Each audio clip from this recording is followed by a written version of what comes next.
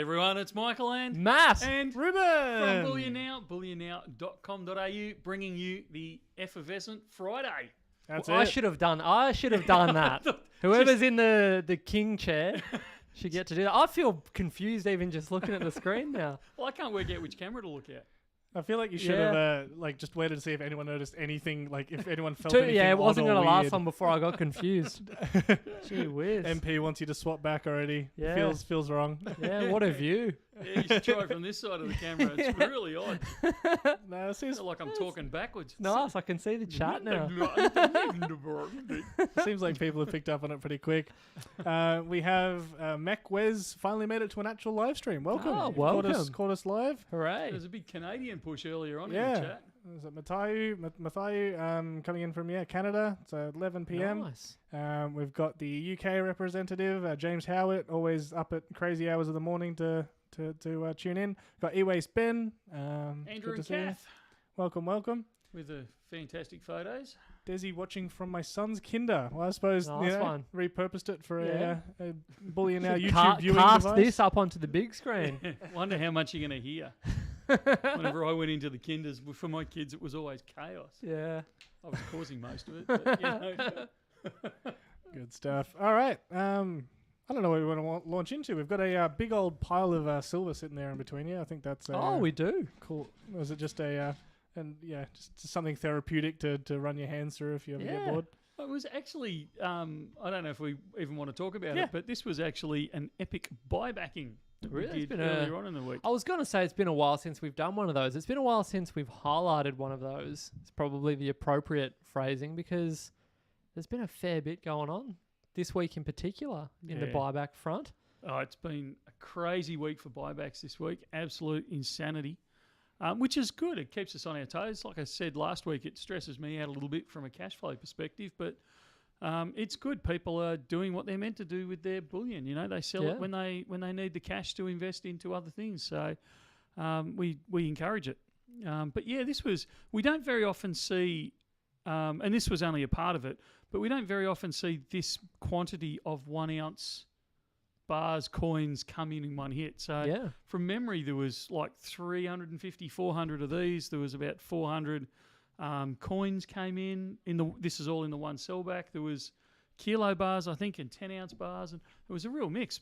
It was a definite epic buybacking, and if we'd had time, we would have done a video on it because it was pretty fascinating, some of the stuff we pulled out of it. But this is all that's left. Oh, good to see. And even it's nice to see the generic stuff. This is what I'm always rabbiting on about, the benefits of having stuff that, you hopefully don't get too emotionally attached to. So when you do decide to liquidate, you don't walk out thinking, oh, when am I going to see another local bar? That's right. It is certainly a battle to kind of go through the stack and go, I might want to change some of this from one metal to another, but do I really want to get rid of this? Or, So, I mean, I haven't seen these for a long time in the buybacks. These are the XAG dog tags. Yeah, I remember from those. 4 years ago. Give or take, be somewhere around about that. These dog tags were released, and it was only a very short time. They were, I know the intrinsic tender guys were wanting to make a whole stack of them, and the guy that made them, I can't remember. Wasn't there a machine that broke or something on broke, those? I think we broke the machine. It was something like that, and they were cactus. So they're really cool. People want to see them up close. Yeah, my arms are only so long, mate. So I don't know if you want to grab one and take it over near the camera. The rest are in this box anyway. They're just 1 ounce bars, just little 1 ounce bars, little cast bars. That's the one. So we because we got so many of them in, we actually, I think, what are they, Ribs? Did you ever end up checking them out? I think they're only about $3 over spot. I believe so. Yeah. So it's like we don't ever charge that little for silver over spot. Normally it's our buybacks come in at $5, so a good one to grab while they're in stock, because once they've gone, I don't expect to see them again for probably another 4 years, and then someone will dump a ridiculous number on them of them on us again. Expertly put. Monotromata saying, I miss the epic buybackings. I think we're still completely open. It's certainly not a decision by us to stop them. I think it's a matter of we've certainly seen an increase in buybacks with the uptick in the gold and silver price. But I think it's kind of been a little bit here, a little bit there. The I want to say the true epic buybackings, but we used to get trolleys full of this, or a couple of bags full of that. So I don't know, maybe we need to start pulling some of it aside, pulling a few of them together, and then doing an epic buybacking like that. Or maybe we just wait and see and wait for someone to come through with a lot of something. But Desi, they're up on the web. They're in as, help me, Rubes. I think just buy back 1 ounce. Just buy back 1 ounce bars. I believe think they it is. Yeah. So, look, The trouble with the epic buybackings is we fall over in 2 spots. One is whether we've got enough time to do it at the time, because quite often with buybacks, as people are wheeling them in the door, people are going, I'll go that. So quite often by the time Ruben and I actually get to it, or Matt and Ruben gets to it, to actually film it, 2/3 of it's been butchered and taken out. Sort of there's thing. a sticky note on it saying, do not touch. And definitely do not film. But the other problem we have is some people, and we respect this when they say it, they don't like what they sell back to us. They don't particularly want it put on camera, and some people are worried that someone might recognise that it's their stack, or they don't like it, and so we try and respect people's privacy along those sort of lines. So if people say, look, we'd rather you didn't make this part of an epic buybacking, then we won't. So. Yeah, it's kind of a 2-edged thing that catches us out every so often. So, I believe there was an email question. If we wanted to do a bit of a mail time, but kind of related to that concept of buy. Well, kind of because it relates, talking about buybacks and the like, and the fact that we have potentially had a few more lately. Yeah. So this is from Stephen. Michael often says that you make more sales when prices go up. So I was wondering, does the type of stuff bought change? For example, do you sell more generic coins and bars when prices are high and more of the collectibles when prices are lower, or is there no real difference? What do you reckon, Matt? That's a good question. I think because it is a bit of a subjective thing, and it's such a weak answer. You get a bit of both, truly. For instance, today, a great example, I dealt with someone who just wanted to load up on the Germania Mint bars. And I said, well, you're aware that that's a higher premium item. If you're looking purely at bang for your buck, you will end up with more metals if you were to just get buybacks. But they said, yeah, but have you seen those bars? Yeah. I said, well, yeah, it's a problem, that we all face. When you see a nice bar, it is what it is. But and for that reason, they said, well, I'm just looking at loading up on those because that's what makes, that makes sense to me. And I thought, well, I can make suggestions based on my own experience, but ultimately everyone's doing their own thing. So it's... But what we lose sight of as working at Bullion Now is that we do buybacks at spot. That's our mantra, we do. Yes, there's a couple of little asterisks next to that, see our FAQs on our website if you want a breakdown on it. I'm not going to do it on camera this time, but generally we pay spot for stuff that's sold back to us. What we don't see in our sheltered world here in Bullion Now is the secondary market that's out there. And people that are buying in the secondary market aren't necessarily looking at paying spot. Quite often they're looking at paying higher. So this person who's bought the Germania Mint bar, if they sell it back to us, absolutely, should they have bought buybacks or locally produced or Perth Mints or paid the extra and gone for these Germanias, you can argue it's a pleasure thing. It's, I want these type of thing and I'd rather pay a little bit more for them. But if they take those bars and actually put them into the secondary market, they are going to get, as a rule, they will get more for them and they'll probably get their premium back fairly easily in the secondary market. So rather than going in with a mouldy old kicked around, buyback bar or something like that where people kind of go, well, I don't really like it, but I want to buy a kilo and it's cheap, so I'll take it sort of thing. They'll go, wow, look at the Germania Mint. Yeah, absolutely, I'll pay a bit extra for that because I love it. And I can take that home, show the missus, and she's not going to go, what's that ratty old thing you bought? She's going to go, wow, look at it. That looks great. It presents well. So we forget that because we're dealing in the store at spot only all the time, we forget that other people selling it into that secondary market do actually get far higher prices for some of these more collectible bullion bars. Yeah, absolutely. And I think often my conversations with people are absolutely coloured by that, because I'm so accustomed to the, all right, bang for my buck, what have you got for me? And that's the direction that the conversation goes down. But it is refreshing to have those conversations where people are a bit more excited about something out of the ordinary, or they want something a little more interesting, because, it's probably not really a huge shock to learn that sort of thing excites me as well. So, yeah, it's a win-win. This didn't take long, but what was the question? Who'd have thought? Was it relating to the buying or the selling? Matt off track. The mind boggles. Michael often says that you make more sales when prices go up, so I was wondering, does this type of stuff bought change? For example, do you sell more generic coins and bars when the prices are high and more of the collectibles when prices are lower, or is there no real difference? It is a very good question, because often, and this is from my experience just on the phone, has been often it goes the inverse. Is that the word I'm looking for? The opposite of what I would have expected when you think traditionally, okay, gold's gone up, so perhaps there'll be a bit of a run on silver and we'll struggle to keep up with silver demand. But I've been finding on the phone, and I think I mentioned this last week as well, there's even been an increase in people calling up saying, I'm thinking of liquidating my silver holdings and putting it all into gold, because this is where things are happening at the moment. So and I actually had a chat with another dealer in the elevator this morning, and we were laughing about exactly that. He was saying, I can't keep up with the gold at the moment, because the more it goes up, the more people get excited, the more even people that have been, I guess you would say, seasoned stackers that have been around a while, that I guess you would think wouldn't be as susceptible to those type of market forces, perhaps, that get quite influenced by it. So I think it's an unusual person out there that doesn't get caught up in FOMO. Absolutely. And again, I think I said this last week again when I was chatting with someone on the phone, and I said, imagine you giving someone that you care about advice. Don't listen to what's going on in your brain at the moment. Try and just take a step back and take an objective perspective. But it's all easier said than done. So the long story short, I've noticed a lot of people buying gold and selling as well. So, but what about collectibles?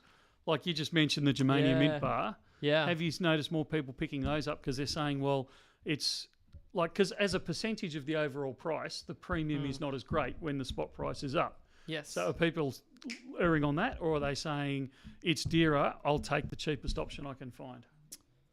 I haven't noticed a huge sway one way or the other, and I think that I'd agree with that. A lot of the people that are inclined to look at those type of things, and that example that I used earlier of the Germania bar preference, I think, and I'm one such example, people that steer in that direction are always going to have that inclination regardless of what spot price is doing. And that's less of an influence as opposed to that presents well, that will look nice and bring me pleasure either, on display, or as you say, if I'm trying to cushion the blow to my significant other who perhaps may not be, interested in collecting or stacking, it's an easier sell when it's visually appealing as opposed to, hey, hear me out. That's right.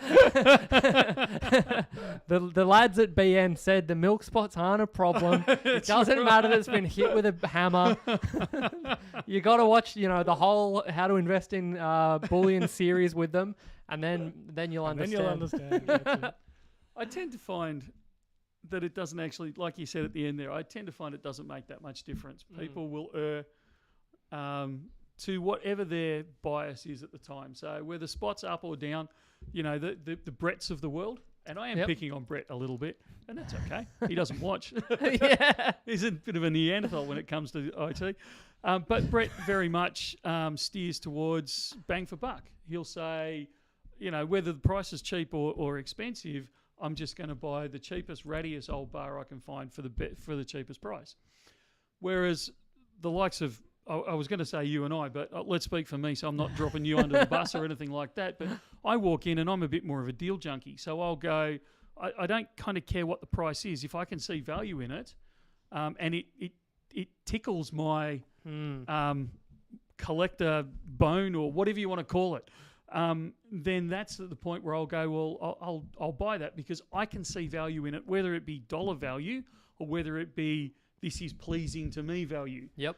Because you can't underrate that. Like Ruben and I were talking off camera, and Matt as well, about getting flavour in your stack and a bit of variety and that sort of stuff. And that's what life is about. It's not just about getting the boring old cardboard stuff, although there is absolutely a place for that. Yeah. But it's also recognising that, okay, you pay a bit extra, but every time you get your stack out, it makes you smile. It's worth that little bit extra. Yeah. And I think the people that go down that road it's not that they don't care what price they pay. It's more along the lines of, whether spot is up today or down today, I'd still err towards that anyway. Yeah. There's a couple of questions that have kind of flowed through, and I reckon we can quickly hit. There was one talking about have we noticed that the new releases rarely shows the new listings? And I think that's referring to, if we update stock on, say, the buybacks, like we were talking about, how it may not necessarily jump to the first thing there. I think it's when we create a new item. So that's it. If we update the stock on an existing one, like the buybacks, it won't show. But yeah, like the Fast and Furious should have popped up there, although Urban's saying it didn't. So we may have to do some looking at that. Mech Wes is after an update on the Germania Mint runes. Have we? The next I actually series. don't have an update on that. It's all gone quiet. I'm not sure why. I'll have to chase that one. Yep. Have we seen the Asahi Dragon bars? Yeah, I have. They look good. Any chance of getting them in? I'll say chance. Did we see those in Berlin? I can't remember those ones. Okay. Yeah. No, they're good. Absolutely. There's a chance we'll get them in. It won't be in the shorter term, but we'll definitely look at getting them in fairly soon. Silver in Australian dollars hit its highest price at $44. Do you think it will be higher this time as the Aussie dollar is weaker to the US dollar? Hang on. Can you ask that question again? Because I think I misunderstood you. Silver in AUD hit its highest price at 44. Do you think it will be higher this time as the Aussie dollar is weaker to the US dollar? I want to challenge that one. Has spot actually hit $44 I don't think it's AUD? jumped that much at all. I think I saw high 30s, but Kitco is what you're thinking of. Thank you. Man, I am struggling today. There's also a discussion around and I think this is one that probably warrants, we're sitting at 37.85 right now.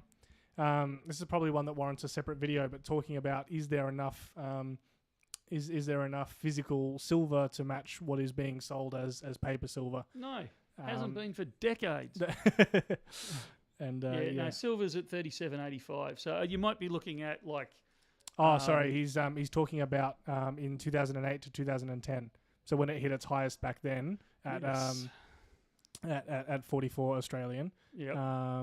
In comparison now, will it be higher this time as the Aussie dollar is weaker to the US dollar? Would it be higher? Yes. So I guess is it possible for this time around for it to go higher? Because absolutely. Yeah. Yeah. I mean, we have the term all-time high because things get higher than they've ever been before. So absolutely, silver will eventually breach $44 Australian an ounce.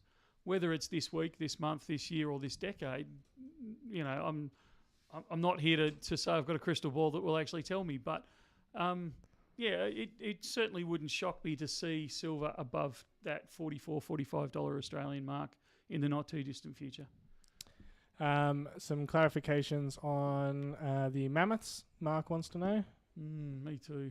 Have we haven't heard that I'm aware of. We don't have a tracking number on them yet. Okay, we have I may ordered have them. missed it, but no worries. And a few people wanting us to talk about what is happening with the aliens. The what? Don't do people like that. Come on. We've sold out, haven't we? Oh, stop it. That was another one of those where I said it was going to last 24 to 48 hours, and we were sold out in about 3 minutes. Stop scaring people and give a natural answer. Come on. The aliens have landed. They cleared. Wow. They cleared the interstellar border force, whatever we want to call it, and they finally arrived. And I believe it was this morning we filmed that, wasn't it? Yeah. It seems like about a year ago at the moment, but yeah, it was this morning we did the filming for the unboxing for those. I've had the guys in the back end running around just before we came on live stream to release, to set up the way we're going to release them. So this is the way we're going to release them, and hopefully they get released on Saturday, kind of late morning, early afternoon kind of time. The silver ones will be released straight to the web at that time, along with the YouTube video. So I'm telling everyone. The 1/10s, we're going to split them. We're going to split our allocation not in half, but in 2 groups. So one group is going to be released straight to the web, and that will be we're going to limit them to 1 per person, but it will effectively be a free-for-all for those. The other group have been reserved for anyone who bought the 2022 1/10 Alien off us last year. We're trying to favour those people so they can kind of keep them going in their collection, and it also, pays their loyalty to us. It's a recognition of that. So you should receive. I'm hoping like crazy you actually receive it during this live stream, but sometime before tonight you should receive an email that's got a link and a password in it, and you can click on that link and order one. Again, we're limiting them to 1 per person, but you can order one through that, and you are guaranteed to get one through there if you've ordered the 22 1/10 off us previously. And that was the fairest way we could think to do it. Now, you've got until Monday, I think I said Monday close of business, so Monday 5 o'clock Melbourne time, we'll keep that open, and then if there's any left over that people haven't grabbed by that point, we will then release those into the wild for the general public to grab as well. So that's the way we're going to do it. We're going to institute the fair play policy, so don't try and game the system because we'll just pull them back. If you share around the link for the ones that have got the preferential treatment, if you share it around, or if you try and game the system by buying 2, 3, 4, or 5, we'll just take the whole lot off you, cancel yours out, and we'll offer them back into the market again. So we're trying to share the love around as much as we can, so please don't try and game the system. There aren't a lot. The total mintage is 1,000 worldwide, and there is chaos around the world of people trying to get hold of them. So we're trying to do it as fair as we can. Yeah, and I think that we did the poll here on the stream the other week, and most people seem to be in support of that. So yeah, but there is still the option to get a hold of them if not. So hopefully trying to be as fair as possible for it. A couple of people, we've got Rob White there, and I think it was Crypto Monkey asking for an update on any of the Royal Mint products. So there's the Morgan Le Fays, some of their other 1 ounce silver, and Rob's asking about the joint American and British releases. Oh, Matt's favourite coin. Unreal. What a letdown. What a fantastic opportunity to really showcase 2 nations that just didn't land. I don't know. It's funny because I'm not sure which coin we're referring to, but I didn't like either. There's a couple of different ones. Yeah. I was going to say, does it matter to you? There's one with there was the lion, Liberty, and then there was the lion. Yeah. and it was a lion and an eagle or something. Yep. And that just seemed weak. It didn't. I don't want to say what would you have done differently because it's potentially hard to describe in words without the visual, but would you have made it more majestic? Would you have, made it more American, more British? Like, Yeah. what's the thing I guess for you could have done something, and I'm just shooting from the hip here, funnily enough. You could have done something to sort of highlight the Britannia and the whole fleet naval kinda thing in the UK. We're back on the aircraft something, carrier. and then something with, I don't know, American, like with the eagle, like Britannia being the whole sea theme, and that being, say, the lower half, and then the upper half is the eagle and the skies, and somehow that represents the US, and have 2 distinct halves to the coin. Land and sea, air and sea. Boom, there you go. That's what my about best. Trump kissing Britannia? It'd sell well. It'd certainly get the industry chatting. Yeah, I bet that would hit the front page of the Yeah, news just it'd be quietly if that came out controversial, from the Royal Mint. It'd be on for young and old. I'm surprised, and we've got James Howard there saying, I don't really want to be associated with the US of A. I'd be interested to know if the Americans kind of feel the same. Like, it feels almost like a bit of an odd pairing. I'd say, they're still obviously... I mean, odd pairing. The Poms populated Yeah, and then there was a decision of we don't want to be there was a certain tea party, Michael. You know, well, you can't help ungrateful people, can you? Speaking as a POM.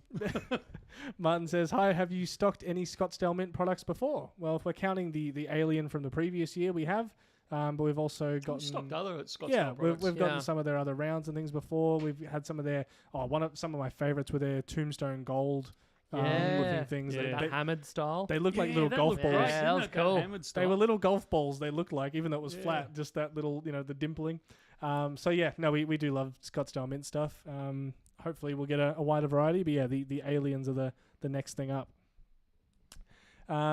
Questions about a potential Sydney store? We answering anything like that, Michael? Yeah, there is, hey, who knows? I like the...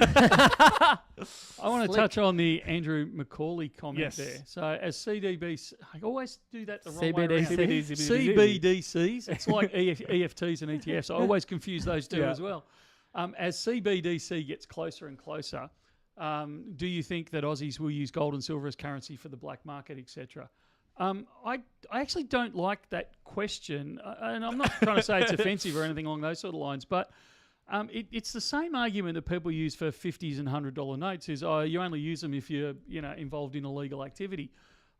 I don't see it. I think that CBDCs will work alongside other forms of currency. I don't think, I know I'm in the minority here, but I don't think they're going to completely replace cash, and I don't think they'll completely replace gold and silver. I think they will just add to the flavour of it, the same as direct deposits and FPOS and what do you call the FPOS these days? The instant transfer. Osco?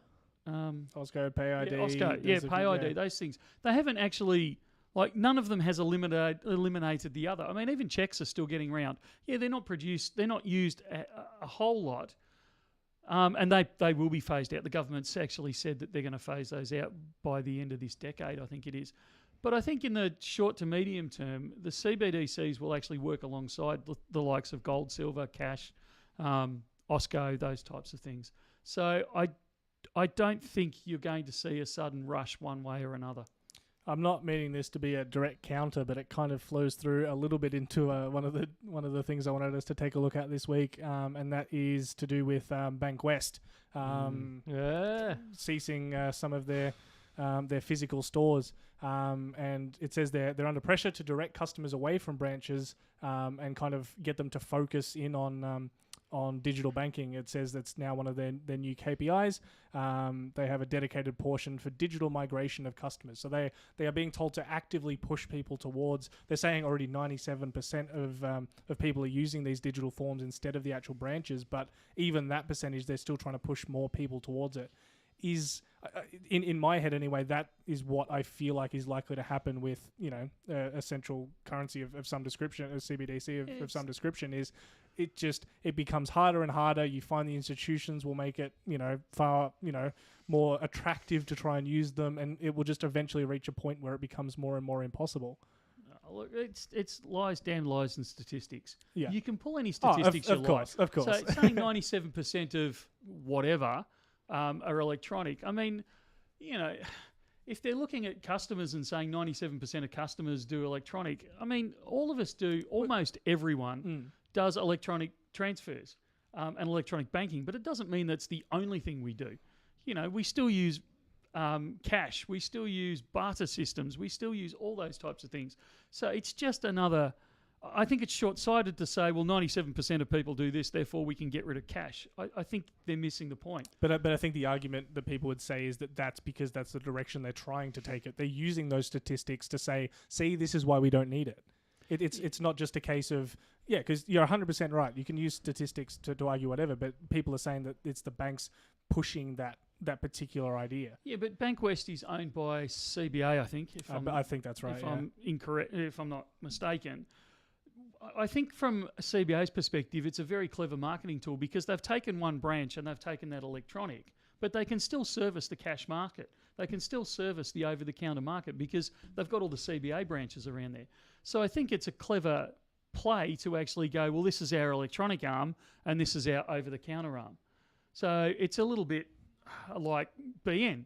We've got our bullion arm and we've got the sister company, Little Coin Shop, that does the numismatics. So we can offer two different companies that can cover both markets. And I would argue that that's all CBA is doing here. And I think it's a little bit of, any what is it? Any media is good media, or whatever they say. Yeah. So I think it's, to a degree, in this example that you've pulled, I think it's more, we'll play on this to get the marketing perspective and we'll get the word out there. But we're still going to service both ends of the market. We're not walking away from either.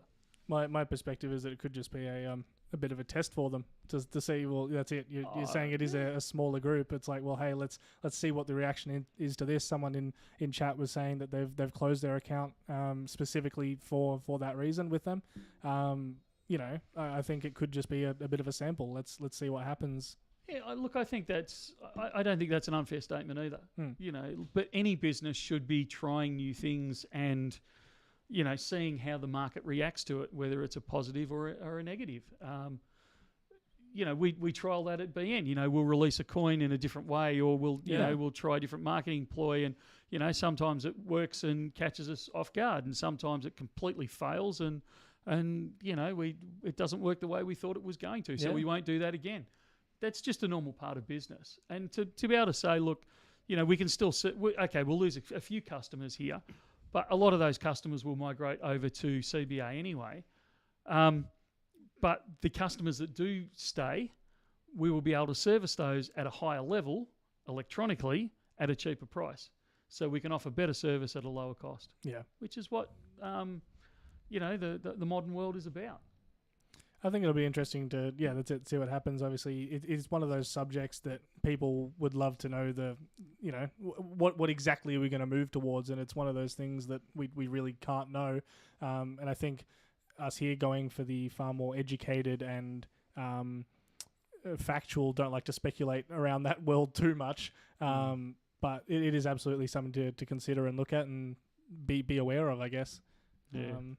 The one that actually annoys me slightly is they always say, well, you need cash in the community for the older generation. And I think, give it a break. My kids use cash. That's ridiculous. But I think that's the view, is a lot of people think it is something that will very soon die out. I think, look, it might do in the future, but I don't see it in my lifetime. And I know a lot of people will disagree with that. And I think the government and the banks will push us towards going cashless-ish. So, there is a point where, let's face it, it's actually really convenient to be able to transfer funds. I want to send funds to my niece in Queensland. It's far better to just do a quick transfer than it is for me to, get cash and stick it in an envelope and post it up there. It's got some really good benefits over cash, but that doesn't mean it necessarily needs to replace cash in all circumstances. Your bigger concern with the cash, or the one that's going to limit it more and more, is if the likes of Armaguard, which is basically the last man standing, if they go bankrupt. That is where you're going to struggle, because then we don't have the infrastructure any longer to actually move the cash around between banks. That's the canary, if you like, or that's the thorn in this process. Again, not wanting to speculate too much, but what do you think happens? If they do turn around and declare bankruptcy, a bank's going to throw up and say, "Yeah, sorry, we're not doing cash anymore." Is someone else likely to rise and take that place? I've been caught out on something. No, look, it's at the moment, I was actually reading an article over lunch, and believe it or not, I actually got lunch today. But I was reading an article over lunch where Armaguard's basically thrown its hands up and said, look, if we don't get some support, then we are going to have to shut our doors. We're going to have to go into a voluntary administration. So the banks are offering to kick in to try and help support Armaguard. So if the banks are trying to do that, they obviously see that cash is part of their future, at least for the near term, even if not for the long term, because they're wanting to, or they recognise the need for the fact that they need that cash in transit service to keep them going. So I think the banks are recognising that as well. Yeah. Metal Inquisitor, have you guys looked into Wise to transfer overseas? Works really well for me. Better exchange rate and lower transaction fee of $6. We actually use Wise. I Yep. did a Wise transaction this afternoon. That was one of the reasons I was happy talking about it, because that is actually the one we use if someone is looking at paying internationally to us. We go through Wise for that. I love the Wise system. I think it's fantastic. It works really well for us both personally when I'm overseas or when I'm trying to send funds overseas personally, but also for the business. We use it not exclusively. We still use the banks as well, but yeah, it's certainly part of it. Yep. And Nick, the answer is yes to that question. There was a question that came through on Facebook of someone inquiring about some of the Royal Canadian Mint coins, and that was if we were getting any of the Royal Canadian Mint Wildlife Reflection series. I'll quickly throw up some photos of them. Ooh, yeah, as expected. Superb. Sorry, I heard. Yeah. Who would have thought Matt going, wow, look, a Royal Canadian Mint product. Canada aced it again. Yeah. Shocker. Actually, really, I think the artist's impression is fantastic. I want to see the coin itself before I judge that. It's not something that BN would get in, but it's certainly something that a little coin shop would consider. Yeah. There's going to be a few, we've talked about this a few times. I won't go into it for too long, but that's it. There's going to be a few series like this that have, that's it, the split of the monarchs within the series. And that's it. Michael and I were talking about with one of the recent little coin shop unboxings, which should be coming soon. That's it. Even within, we're kind of in the swap over period that, coins releasing at the same time. It's a roll of the dice as to if they'll be, Queen Elizabeth or King Charles. This is me being perhaps a little critical, but if you put that image up again, Ruben, am I crazy in thinking that Charles looks significantly older than Elizabeth in his depiction? I think so, which is a bit interesting because I think one of people's comments for the Canadian effigy was that Queen Elizabeth looked quite young in comparison to... Yeah, it's a bit more of a... what's the word? Look at the neck in particular on each of them. The gills. Yeah, Lizzie looks a little more dignified, whereas Charles just looks like a bit of a, leather handbag. I wonder if whoever was doing it for Canada, got sick of hearing, you've drawn her so young, like, fine, we'll do it. Yeah, it's unrealistic. Yeah. But that's the thing, right? You're damned if you do, damned if you don't. You're never going to catch a break. Either I'm roasting ya, or the whole community's roasting ya. I don't envy the position of a coin designer, but... Yeah. But I think there's also societal in that. I mean, Queen Elizabeth aged really, really well. Yeah, she was absolutely. a looker well into her 80s. Yeah. Before she started looking her age. So I think that's a fair thing to say. But also, if you look societally, women try to look younger. Men quite often try to look their age or older. And it's a societal pressure. I would argue it's a societal pressure. I'm not a society psychologist or anything along those sort of lines, but it's just, what I would see. SDI Customs comment there is to depict when the age they started their reign. There's no official young portrait of Charles. So I guess it's just, that's it. She was looking younger and whatever when they started doing some of the effigies. And so... but she was in her 20s. Well, that's it. They did do, obviously, she wasn't later... in her 20s when she became queen. Yeah. She was 26. Was she? I thought she was early 30s. No. Here we go. Let's hit Google. 26 is my guess. Someone will know in the chat, surely. Can they beat Michael on Google? Probably. Everyone's racing. Do we have a capsule brand recommendation, Michael? Born in 26. Oh, sorry, I'll let you do 52. This first. You are correct. Oi. Boom. You are on fire. What a whiz. Can we end the stream there? Finish up on a high note? She was technically 25. But only right. just. Yeah. So I'll give you that one. Winner. Yeah, no, well done, mate. I actually thought she was a bit older than that. But yeah, look, you're right. We've got, you just look at the progression of the effigies on the coins. You can see that, she's very, very young.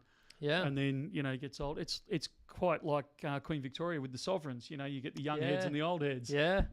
Or the veiled heads, I think, if we're being more polite. Yeah, the technical term, yeah.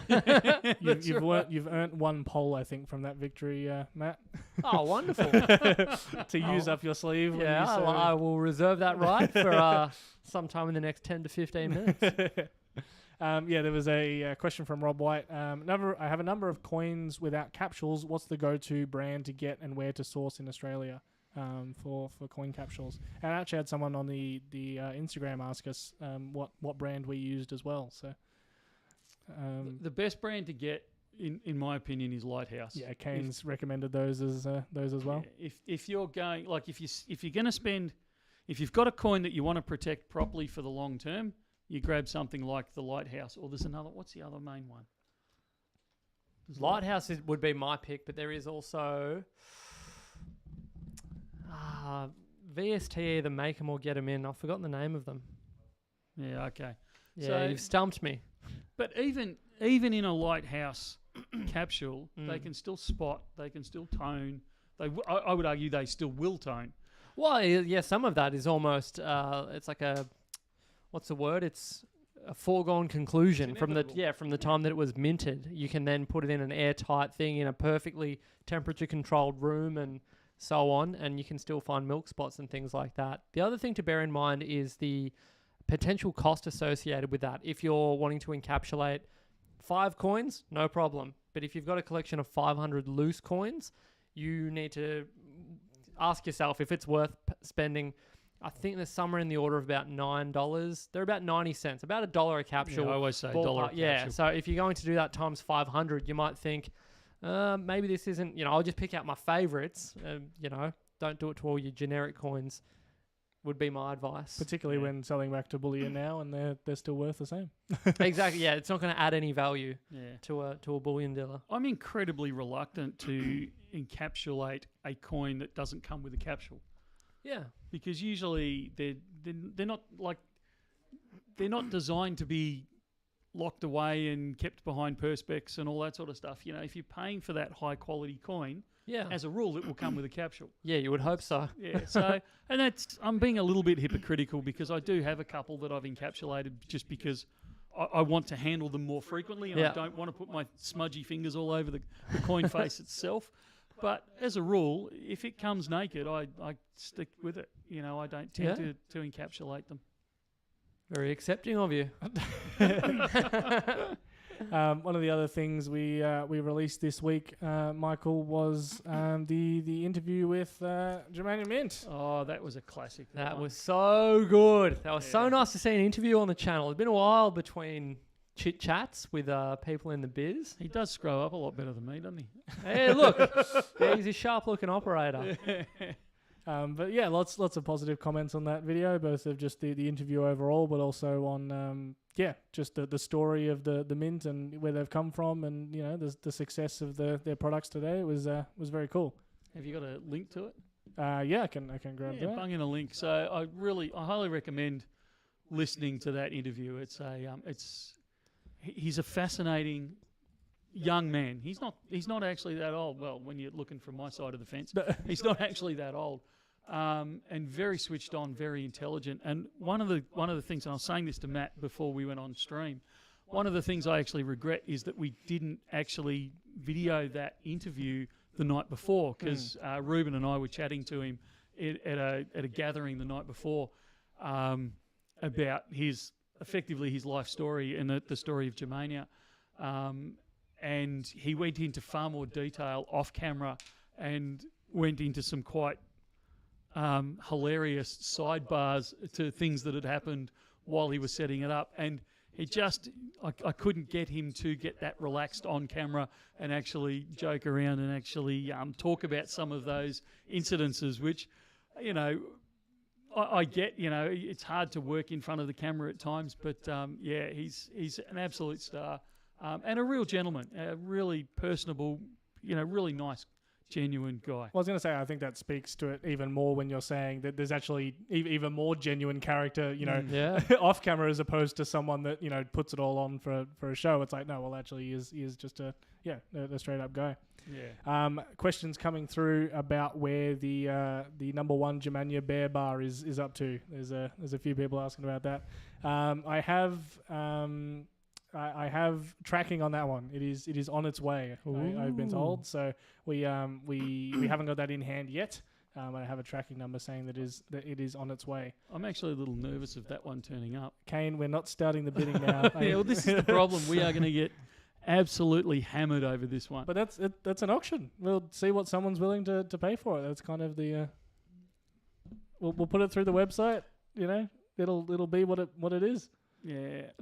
Maybe it needs a bit of time to breathe, though, like a fine wine. It needs to have a display in the shop for a little while. Get everyone wound up, you know. Just keep saying, like we do, you know, we'll auction it next week. Maybe next week. Yeah. Check back in a week. We'll see what's happening. But the other... sorry, Rube. Well, I was going to say, is there something else we need to... we said we might tease alongside that bar number one there? Yeah, we do. So they've allowed us to source an extra, was it 7 or 17? 17. 17 of the Berlin bars. Have you got a photo of one of those up? Yeah, I can get one for you. These are stunning bars. Yeah, That's the one that nice. everyone's talking about, the Yeah. the 2 ounce. So they're just a really beautiful bar. So they've actually allowed us to have 17. They allowed us to buy off them 17 of them. After they'd sold out, they actually had these nice. left over. Well, you can't call them leftovers because it's a 3-day conference and they'd sold out in 20 minutes. Yeah. They didn't have any leftovers, but they actually reserved these 17 for us For to VIPs. to bring Nice. back and share with our Bullion Now family, Oh, which I thought very- was just very nice of them. yeah, absolute champions. So you will see those. I don't know when we'll release those. Ruben and I are still drooling over them a little bit. Yeah, I think probably smarter if we can wait for the number one to roll through, but we'll wait and see. Make a big what scene. happens there. Yeah. So I thought it was incredibly generous to put those aside for us. Yeah, that's the one. Considering they could have instantaneously easily, sold them yeah. there. But yeah, they offered them to us, so we will offer those into the Bullion Now family. And I have to say, every time I think about this, I shed a little bit of a tear because we didn't keep any for ourselves. We put them out we're going to put the whole lot out into the. So, Was that going to be for LCS or BN? Aussie Drop Bears wondering. Little coin shop or Bullion Now? I'd say we'll do a joint release, maybe. Okay. I don't know. I'm not sure how we'll work that. But they are beautiful. We're probably leaning towards with those. We haven't made a final decision, even though we have shot a video on this. We haven't made a final decision. We will probably do them by the 17 by ballot, because I don't. With the generosity of Germania Mint, I don't want to profiteer off that. I don't think that's fair. So we will do them at. I was going to say not market rate, the RRP. yeah, the recommended retail. Whatever they were selling them for at the World Money Fair is what we will sell them for. And I know even at the fair, some of the dealers were actually buying, like sneaking into the queue. I did see that. Buying them, whipping around the corner, putting them on their stand at like 10 times the price of what they just paid. Kane reckoned he's solved the conspiracy. He said 17's too odd of a number. We probably got 20 and we're keeping three back Oh, for there's us. an idea. No, we didn't. Super. I don't know if we might need to refilm something with some added clarification, so it may not be the video that makes it to the internet, but there is a video of us completely unboxing from scratch the whole 17. So You can see me crying a little bit as I realise that I've just committed to putting all 17 out there Yeah. and not holding any back for myself. and that number one isn't actually in there, which is why we're still waiting for them. So That's right. It's a very emotional roller coaster, this one for me, because I Absolutely. really wanted one of them. Something else that came out of that interview that I'm not entirely sure I'm allowed to show, but I wanted to show a sneak peek. We actually had the guys over there talk with us a little bit, and they were trying to they were offering up the idea of potentially something like this. Oh, maybe this is time for a poll. Look out. Who would have thought? So this is nothing official yet. This is all drafts, sketches, and possibilities. But what question am I asking, Matt? Yay or nay? Yeah, would you buy this? I'm going with yay or nay. Bear in mind that it would be kind of that Germania Mint bar price. It's not going to be buyback price or anything along those sort of lines, because we still have to have them made and shipped back into Australia. But yeah, if you wanted to put your brand on something, Yeah. you'd want it on this quality product, wouldn't you? Absolutely. Yeah, So- absolutely. I'm amazed there's no's in there. I can't imagine anyone voting no for that. They're beautiful. Yeah, I was going to say they Well, do it sounds like the decision's been made. Close the poll off right there. Yeah, they're stunning. Have you got? I'm pushing you a little hard this time, Bruce. What do you want? Have you got the one up there that they had displayed where that had your logo on it or something like that? Oh yeah, with the coloured deer or something on it. That Yeah. was so nice. Those colours were perfect. They just popped. Yeah, Yeah, I think that one will be. had like a real autumn theme to it. Yeah. Yeah, that was cool. There's a thing. Maybe I saw that in their catalogue. Aren't they doing a seasons range? Or have I just invented a product for them? Just tell them you want a bit of a royalty off it. Oh, here we go. He's got the catalogue and all. There's an idea if they're watching. I bet they are. So I expect a little special thanks. 4 bars that line up to make one image, but with a different season different represented in seasons. each. Oh yeah, I think it might even be in their catalogue already. I might just be recycling information. All right, well maybe that is an original idea. Yeah, no, I think it's great. And we will absolutely, sometime in the next 12 months, we will actually get on and do something with Germania. They're keen. We're super keen. Yeah. So, yeah. In case you didn't catch on. Yeah, that's right. And yeah, based on the comments on the video, seems like our viewers are as well. So, and people watching right now in the stream. So yeah. They've also got I a think that's a cool goer. approach to the way they work with their products, in the sense that he was saying certain things that they're doing, like the color on the bars. He was like, it's not a completely new concept, but the way they're doing it, and the standards that they're doing it to, there's no comparable mint out there producing bars in that style and at that quality point. So I'm very excited to see their continued growth. This feels like a small sponsored section, but I think this is all like very sincere. And I think because when you work in this industry and you see so many bars day in, day out, when one of their bars comes through the shop, you sort of look twice, no matter how many bars you've handled that day, because they just look great. I'm going to walk this line fairly carefully because there's a lot of people I don't want to upset by the statements I'm about to make, and they are a little offensive. I'll get ready on my button. When you look at the quality of presentation that Germania have on their bars, and they really are second to none. They are world class. Yeah. And then and they take care and they love their product. Like you can see when you watch them, when you talk to them, you can see that they have all of them have the love of this product.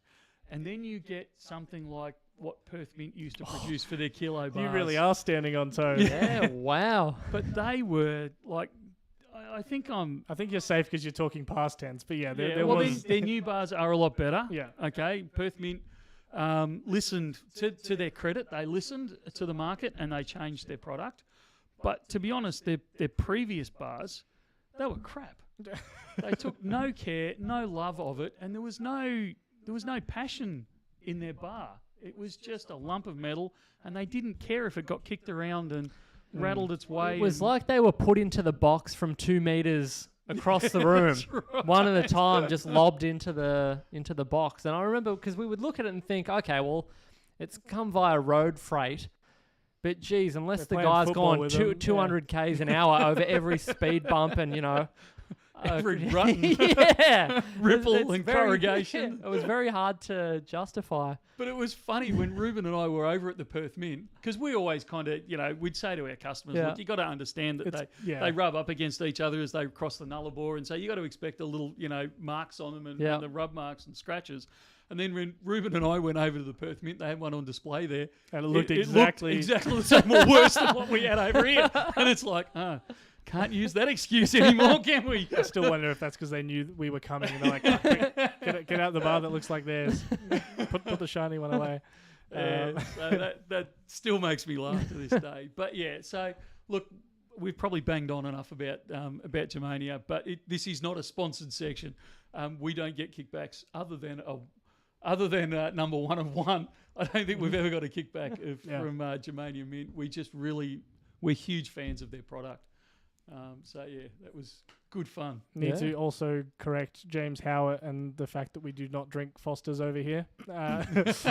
Despite what the English may have been told, it is not not a favourite. Now I'm going to throw Ruben under the bus here and Matt a dear. little Okay. bit. I'm odd, really getting ready. On my, great. on my button. Because I haven't had, for those that aren't aware, I've been up since 2 o'clock this morning, so I'm a little punch drunk. Oz Guy's comment there, metal tester? Yeah. So Yeah, tell me about it. I was Well, do you want to talk about it, Michael? Do you want to do this properly? Oh, I 'Cause- wasn't there. Okay. I can claim innocence in this one. All right. But are you wanting us to give our complete, honest, and Non-libelous opinion. yeah, what do you mean chuck us under the bus? You either want to hear it or you don't.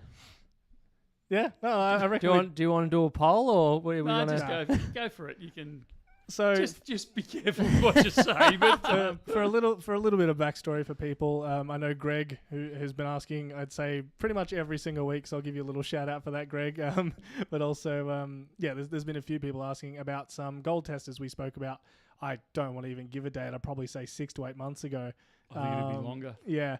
About a tester, and basically the idea was that it would slot in a lot cheaper than something like an XRF that we use for one of the methods we use for testing, and so it would kind of be that little bit more, not quite hobbyist, but a little bit more just, hey, I'm serious about stacking and I can have something at home to test my gold and silver.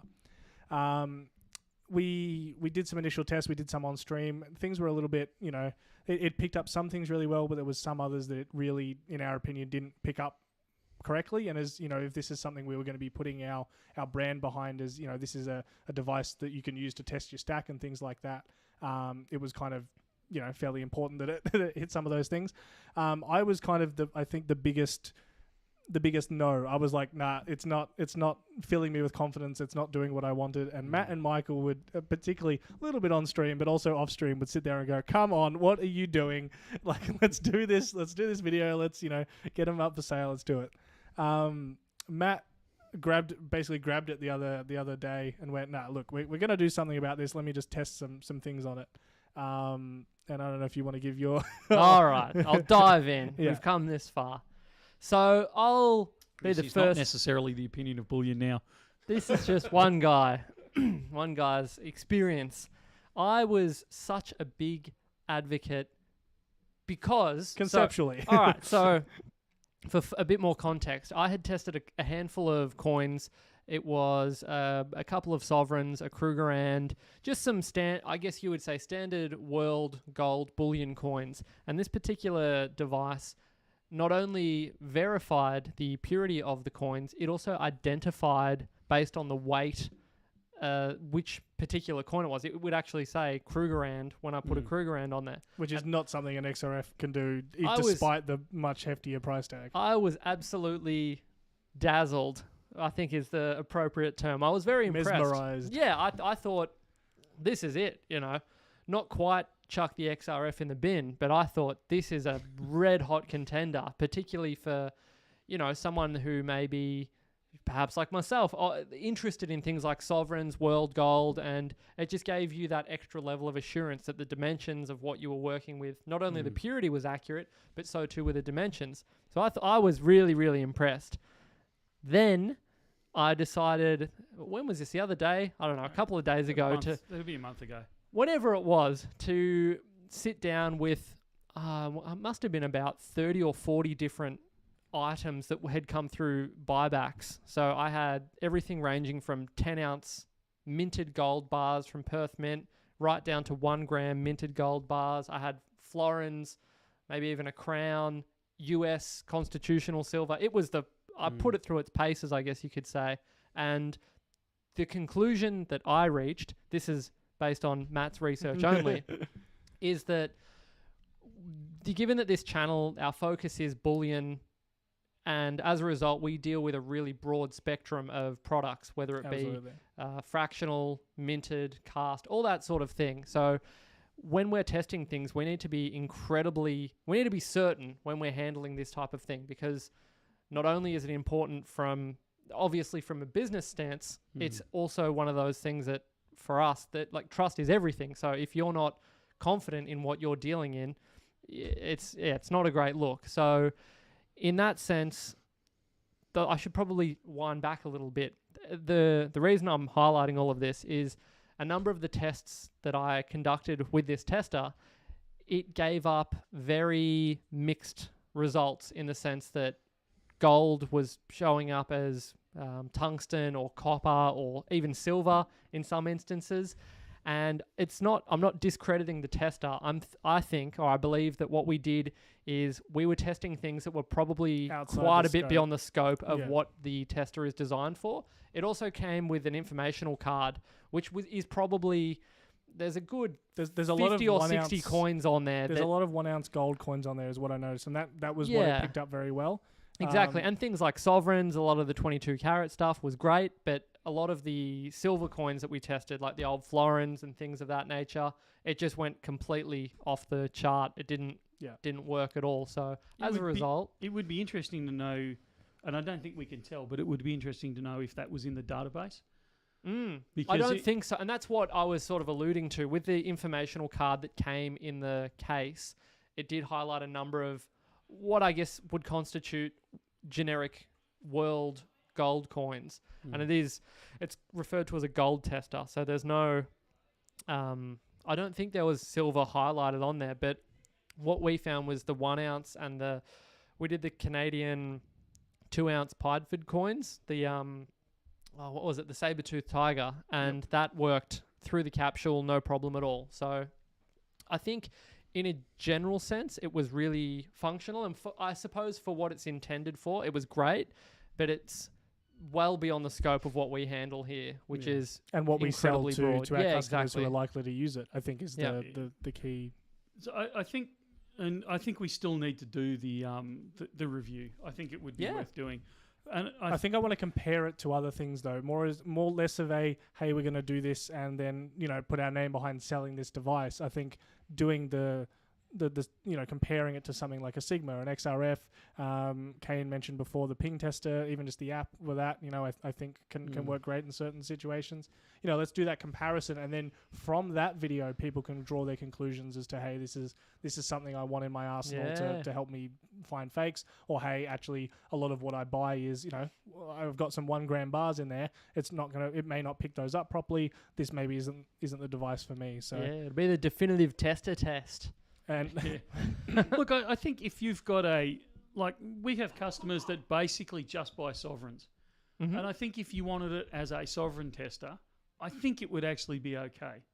Yeah, and I think for the most part, and I said to Ruben the other day, I think for a lot of it's suitable for a coin shop. If you're just running a basic coin shop. Yeah, pun intended, a little coin shop, and you're just wanting that extra level of assurance, I think it's suitable for that purpose. But if you're doing a high volume, if you're a bullion dealer, if I rocked up to a bullion dealer and they pulled out that, I would probably turn on one foot and head back out. Yeah. Because particularly when we're putting stuff on there that's straight from the mints and it's coming back as a different metal, even if it tests some other things fine, it eats away at you a little bit, and you go, oh, hang on, is that thing that came through saying it was pure gold actually gold? It starts that little fear, that little nagging voice. And I think that is a rough thing, like a hard thing to avoid in a device that's supposed to give you assurance about what you're buying. Yeah. No, I agree. Stay tuned. But there was some level of research and look into the device.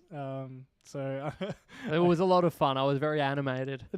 We should try and recreate that when we do an extensive test of the testers. Would be good fun. It was funny because I wasn't here the day they did it, and when I arrived the next day, they were I was feeling so validated. I was, Anyway, I had to fall on my sword, unfortunately.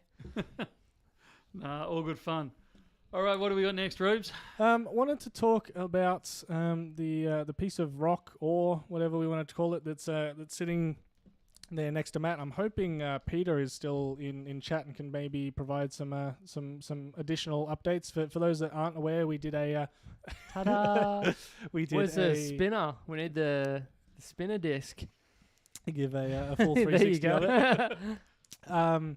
yeah, we were given this by Peter Grace Me Guide, who is no pun intended, graces our chat from time to time.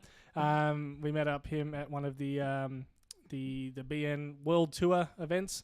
And he gave us that to take a look at, and it's taken us a while to do, but we released a short about it earlier today, and it is Galena, which I had not heard much about. Pete Repeat's got it. I'm not sure if it's because he's seen the short or potentially is all over things Galena, but it is pretty much entirely lead. It's lead sulfide, and it's where we get lead from. But there is also a tiny component of silver in a lot of Galena, and it's actually one of the main ores that we pull silver from in Australia. Michael talks a little bit about how as we mine for other things, we often come across silver as a byproduct, and this is kind of one of those main things we pull it from as a byproduct. Do not. I don't think we want to go for lead poisoning with the with the even the touching of it. I'm not sure how much. Do you know how much you can actually handle lead before it becomes bare lead like that before it's a problem? It builds up in your system. I mean, if you're carrying it every day, I'd probably be a little bit worried. But the occasional, it's not going to do much. Yeah. So yeah, I thought that was a super cool piece to kind of to have and to see kind of the raw form of silver, as it were, even if we couldn't get that one to test through with any silver. It was coming through at all PB, which is lead. Oh, there we go. There's Peter. So yeah, definitely a very cool piece to have. Have you got the link to that short? I can go grab it for sure. If you can stall for me. And there was dead silence. Thanks, guys. Oh dear, the last thing you want on a live stream is silence, isn't it? There you go. There we Easy. go. Expertly handled, lads. You covered for me, thanks. I don't think anyone noticed. Yeah, how would you? So yeah, I thought this was fascinating. I was stoked when Peter actually gave it to us and gave us a bit of a background on it. It's a fun piece, if nothing else. Absolutely. So, and I know, Peter, if you're freaking out in the background, I know you didn't give it to us. You just kind of lent it to us. So we will eventually get it back to you. Yeah, absolutely. Although he did mention to me on the phone, we're not going to do it this stream, but potentially that he would be open to auctioning off a chunk of it. Oh, there you go. Or a slice of it, if we could get one of the jewelers in the building or something to give it a bit of a precise cut. Oh, I know a guy that's pretty handy. He's done 1,000 ounce bar before. Yeah, if you're happy to spray half of it around. I don't think you want me going anywhere near it. But yeah, so that's very cool to see, and got a little bit of history to it as well, coming from what is the nearby to the first mine in Australia. Peter providing some elaboration there. Mount Osman Mines were the highest assayed silver lead ore in the empire at the time. So we were producing high quality lead or high quality silver that's coming from lead. So very cool piece. Not sure what we'll do. We might until we figure out if we're cutting a bit of it off or something like that. Might leave it as a little bit of a background piece for the studio, perhaps. Yeah. When people ask about it, I can keep that short link on standby. So yeah, thank you very much for that, Peter. It was very cool to do some research on, because I didn't know much about it. And I don't know if you did much either, Matt, but I kind of I handed you it and That's went. what I said, let's do a video on this. I'll sound like an expert because I'll be learning as I go. So yeah, I thought that was pretty cool. Question for you here, Matt. Hit it. Michael Burrow. It's actually, he split it into two questions, so I'll drag them both together. Sure. Can Matt talk to us about the sovereign market? Has he seen an increase in demand for both bullion and harder to get dates, especially given they are cheaper to acquire versus 1 ounce gold bullion? Now, cheaper to acquire in the sense that it's approximately a quarter of an ounce. So it's or going to cheaper be to acquire because he's overseas and he doesn't get slug GST on them. Very would clever. Be my guess.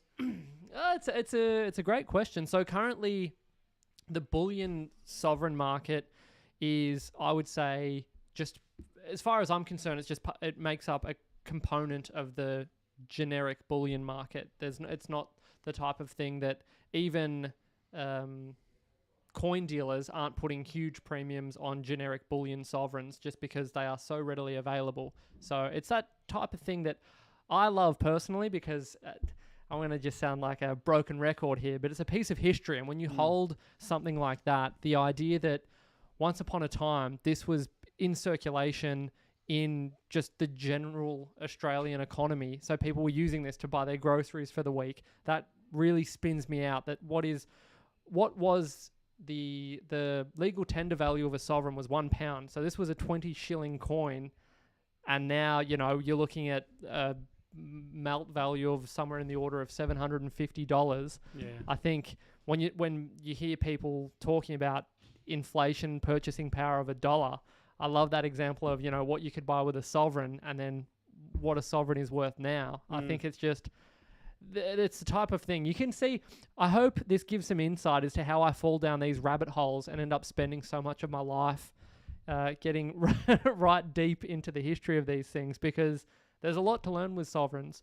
The other component of your question was the upper collectibles. So the collectibles, that's it's sort of a different part of the market entirely. It's a different beast altogether, and it's something that unless you're willing to really take the time and build up your own knowledge and understanding of, it can, like any industry, it can be fraught with danger. If you're, for the lack of a better term, because I'm just shooting from the hip, if you are shooting from the hip with buying high-end, but it applies to anything, right? If you're looking at getting into the whiskey market, that's a huge area where investors are putting a lot of money, and a lot of people make a great deal of money. I'm sure there are also people that are effectively buying not jars, what do they come in? Barrels of, what is effectively Ribena or something, because they haven't researched, they don't understand what they're getting involved in. They so just heard it's a good investment, so let me throw some money at this. Yeah. Exactly. So you just got in touch with some stranger online and said, I'd like to buy some whiskey, please. And they said, yeah, I'll sell you barrels of something. They look old and, they're barrels, so buy them. And it's an extreme example, and I'm sort of going off on a tangent here, but you really do need to, funnily enough, but you do need to really be mindful when you're looking at things like that, the high-end sovereigns. That's not to say I don't love them. Like the old 1855 Sydney Mint sovereign is an absolute belter. Yeah. And any of the early Type 1 and Type 2 sovereigns, the Sydney issues with Australia and the wreath on them, I think that's so cool to have a distinctly, not just identified by a mint mark, but a completely different reverse design on the sovereign. I thought that was just super cool. And then if you go back to the first Australian issued pound, the Adelaide pound, like the stories just keep coming. And the more I'm going to have to sort of control myself a bit, but you see how when you do learn about these things, it can become fascinating. And there are some worthwhile investments to be made there, but this is a bullion channel and I need to control myself. I think the sovereigns are great because they have a foot in both camps. You can just stack bullion sovereigns and just for their gold content, and you can buy them at pretty good prices. But you've also got that potential of maybe one of them that I buy is a date. Yeah. Or maybe one of them's got a story behind them. So you're right, you get expensive the shield noodling. Well, it is. It's the other end of it. And I still go back to one of the ones that came into the shop where, and I've said this so many times, people are going to get sick of it, but there was a guy came in and he had the sovereign on him that his father had carried in his flight jacket in World War II. Yeah. And it's stories like that where you just go, wow, because that's the history of the sovereign. And then Matt's right, you've got the sovereign that was designed in Australia. That was a world currency in the British Empire. They were made in South Africa, they were made in India, they were made in the UK, they were made in Australia. But we were the only ones that had a unique design out of all of those sovereigns. And those sovereigns could be used in any of those countries and lots of others around the world as a currency. So it's just like it's got that geek side to it, it's got that investment side to it, and it's got that stacking side to it. So the Sovs are actually one of my favourite coins out there. Yeah, you can't go too far wrong with the sovereign. Nah. Peter's providing some additional information about that a Galena piece if anyone was interested. A couple of comments about kind of sovereigns and things like a bit of a clarification from Brian, or a question from Brian. Apparently the pound got its name because it was worth £1 of sterling silver coins. Is that true? Have either of you heard that one before? Yeah, the makes origin sense. of the word pound? Yeah, I've never thought about it. It's actually something along those sort of lines, but I can't remember exactly what it is, so I'm not going to. Yeah. That's fair. I Thoughts think- on Michael Carroll's comment? Do you think the government will add GST to silver since the UK does it? I don't think they will, because they already have, like, proof, collectibles, all those sort of stuff. They already incur GST, so I don't think they will. The investment grade silver that we have, I don't think they will. The only fly in the ointment on that one is if the ATO actually change their interpretation of the federal law, and that may force more GST onto us. But I don't think the government will change the regulation on it. Yeah. So what was the thing you were gonna? It's just disappeared off my screen. It was a comment about. What was it? Maybe I should put my eyeballs on. Wombat. It's the GST that stops me from getting them, as in the sovereigns. Yeah. You're right. It is a pain in the backside in this country that we charge GST on sovs. I think we're one of the few countries in the world that does that. There are. I'm not trying to say there's ways to dodge around it, because that's not what I'm meaning. But you can buy them fairly well. We sell our sovs at, I think it's 5% above spot, including GST. So you're not adding that 10% more over and above sort of thing. So you're still getting the bullion coins at fairly reasonable prices. You can also, and this is not financial advice, you can also buy them within 4 weeks of travelling overseas, and you can actually claim that GST back, is my understanding. I'm not telling you to do it. That's just what I've been told and possibly experienced. So, in that case, you're actually getting them below spot. So there are ways to actually source these types of things at pretty competitive, in fact, incredibly competitive prices at times. And then you'll get the occasional special, like we've run specials before where we've done sovereigns. We've got a whole lot in one hit. So we've done them at spot because we've paid a good price for them. So if you shop around and be patient, you can actually get them at some pretty good prices. Yeah. How do I buy sovs from you? They are never for sale online. Well, they should be. And if they've fallen off, I've actually been consciously trying to list them, because we've got several hundred of them in my office. It's kind of like every time they come in, I kind of hive them off to the side going, oh, because I kind of have a soft spot for them. I'll list those later once I've had a look at them. And I pulled the box down off my shelf the other week, and it was incredibly heavy, and I realised exactly how many sovs had kind of stored up there. So I'm trying to bleed them onto the website now. So you should see them on the web. And if they're not there now, I'll try and make sure I get them on there before I leave work tonight. People that have been chasing them might be hoping that you do just list them kind of slowly so that there's not a massive rush for them. Yeah. But is it worth doing a separate video on? We're talking before about kind of having enough numbers of some of these things to do an epic buy backing or something like that on. Is it worth doing a bit of an education video on the sovereign alongside a kind of big swimming in sovereigns? I can see the thumbnail already. Michael just drowning in the Scrooge McDuck Doing the level. Scrooge McDuck with all my sovs. Yeah, let's do it. There you go. Decision made. What's your favourite, Matt? Half ounce? Sorry, I'll start again. Half sov, 2 sov, or 5 sov? I'll take a 5 sov. Oh, yeah, the 5 sov was super cool. That's something that when you see it in person is quite special. I'm going to have to... see, the problem is I could break it down and say all of them for different reasons. I'll try and... I'm going to have to say the full sov if I had to. If you put me on the spot. However, there is a... He's going to justify all the other ones. Yeah, I'll justify the half just for a second. So many of the halves were melted down, so even the official mintage figures are significantly higher than that of what is readily available in the market.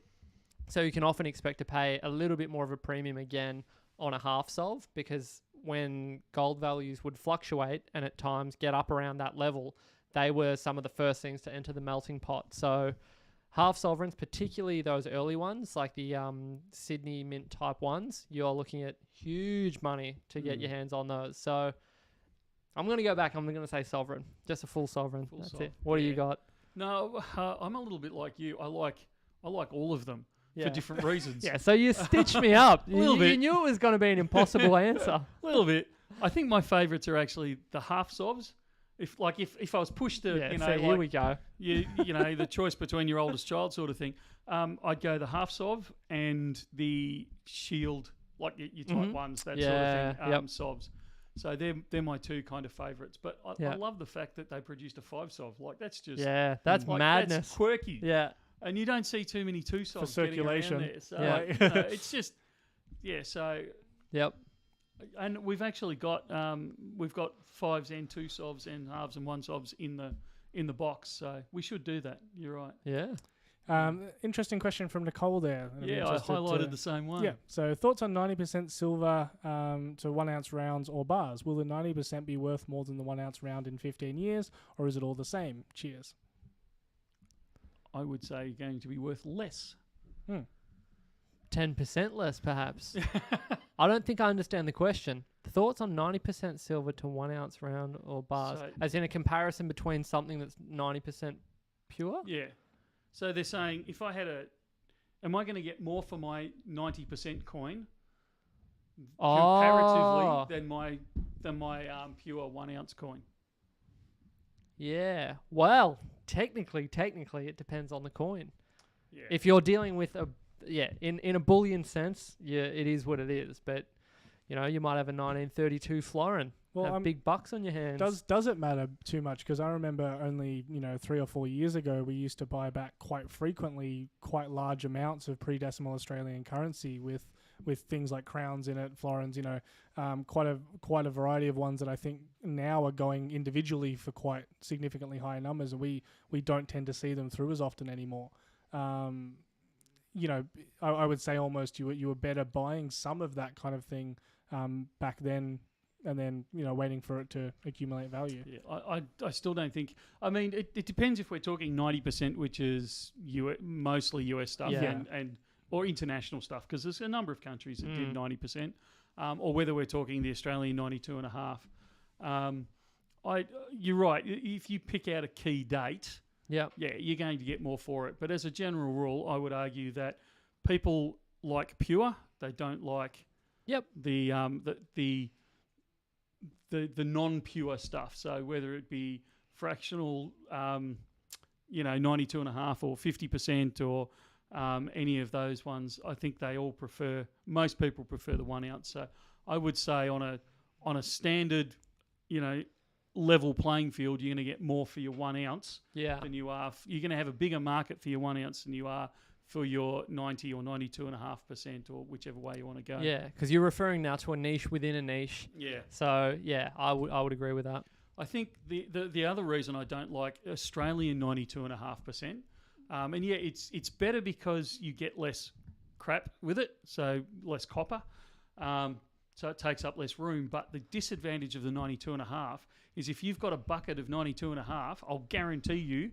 Yep. Some of those ones are actually 50% that you've got in there. So you've just been ripped off because you can't tell the difference. When you pick up an old threepence and an older threepence, you can't tell the difference usually of the silver content just at a glance. You've actually got to study down and work out the dates and then compare them to it's 46, isn't it? Yeah, 46. You got to say, well, is it pre or post 46? Does that mean you're advocating for 50% then? Because there's a chance that there might be 92.5% in there? That's actually my argument is I will buy 50% every day of the week because I'll guarantee you I'll jag a couple of 92.5. But I've got to tell you, as the owner of the shop next door to the studio here, it always makes me nervous when we sell 92.5% silver because I know that invariably, statistically, we're going to rip someone off and someone is going to find it in there and go, you sold me a 50% coin at 92.5, and I'm going to go, oh, I'm so sorry.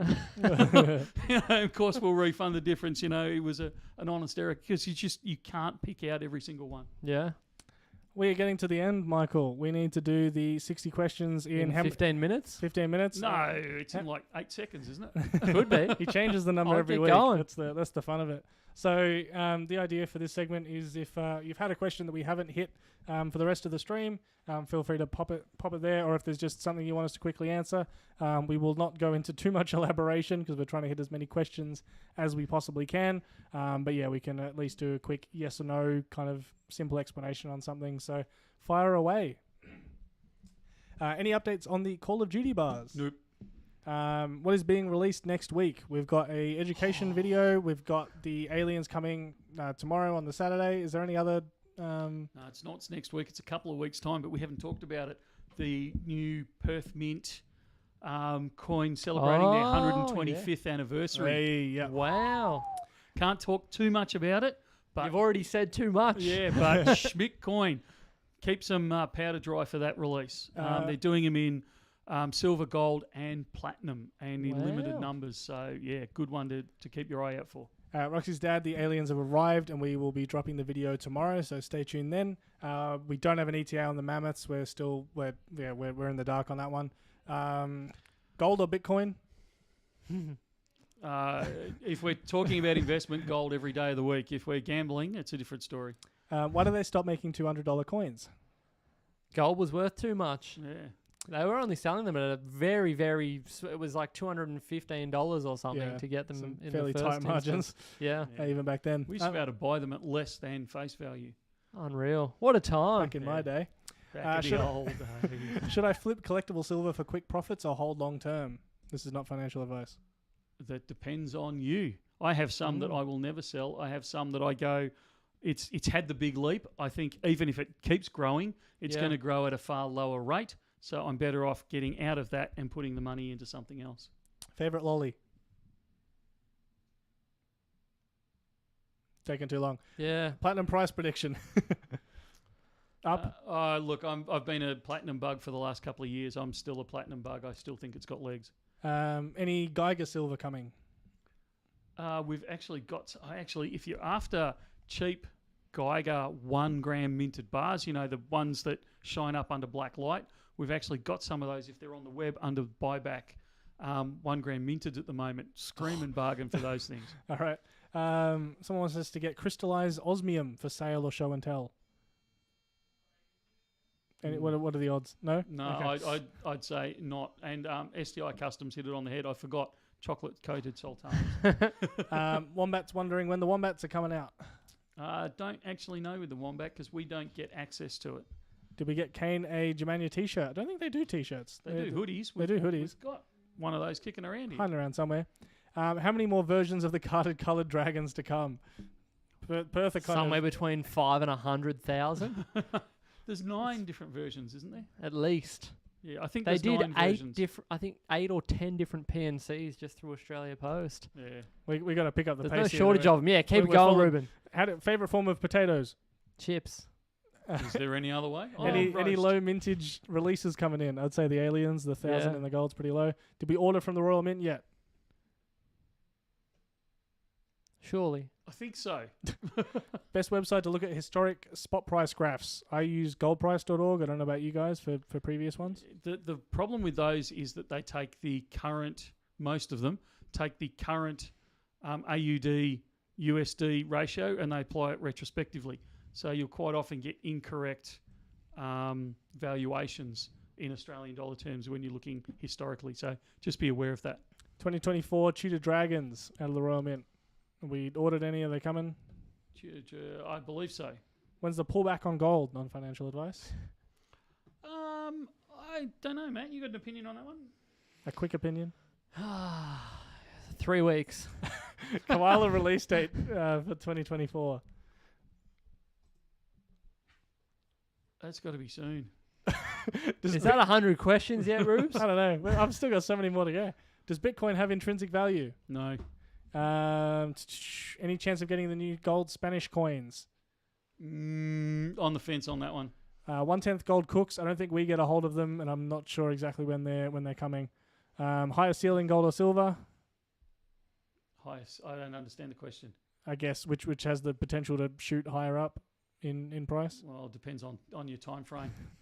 I would say gold is always more stable in going up. It's far more predictable. Silver is far more dynamic and explosive. Will AUD go up? I guess that's why we Eventually. stack gold in the first place. Yeah. Any chance of selling ancient coins or shipwreck coins online? Not for BN, no. Brian's wanting to know if all the 1 grammers are Geigers.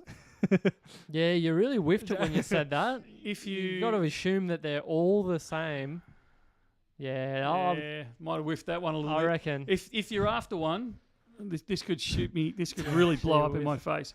If you're actually after the Geiger, just put it in the customer notes there, and we will endeavour to fill that one. We will try, but be prepared that you may end up with another one. I will say. We've got about 60 of the suckers, so we should be right. RB8 rate cut in March? Question mark. No. What's best bullion country silver to stack? Australia. Well, I would say your local country. Yep. In 90% of cases. Smithy silver? Yes. It's fantastic stuff. Are we getting the Royal Mint, Una and Lion bars? I'm trying. What would your split be for 10K of cash between silver and gold? Depends on my age. If I was young, I'd probably lean heavily into silver, probably 70 or 80%. At my age, I would lean very heavily into gold, and I'd possibly even pick up some platinum instead of silver. Do we prefer proof coins or brilliant uncirculated coins for numismatics? Yes. Cool. And apparently there's some really questions as to Proof, if the 1 grammers are up there or not. There's some really good. You're not taking BU over proof. Carry on. It depends what you're buying here and what you're what do paying you for mean? it. Yeah, what you're paying for it. But I'm saying as a general aesthetic, proof is going to blow it out of the water every time. Yeah, There's but a it's gonna reason cost it's a you proof. 50 times as much. Yeah, and it's going to look 50 times as good. 100 times as good. Not always. We should have this argument on camera when we've got You time. are on camera. Yeah. I think we call it there for the week. Thank you very much, everyone, for tuning in and watching. Yep. Got some cool videos coming for next week. That's it. Hopefully some of the things we've ordered start to come through, so stay tuned for that. And some good educational stuff coming too. Anything else you guys wanted to say? Have a great week. All right. Thanks. See ya. See ya.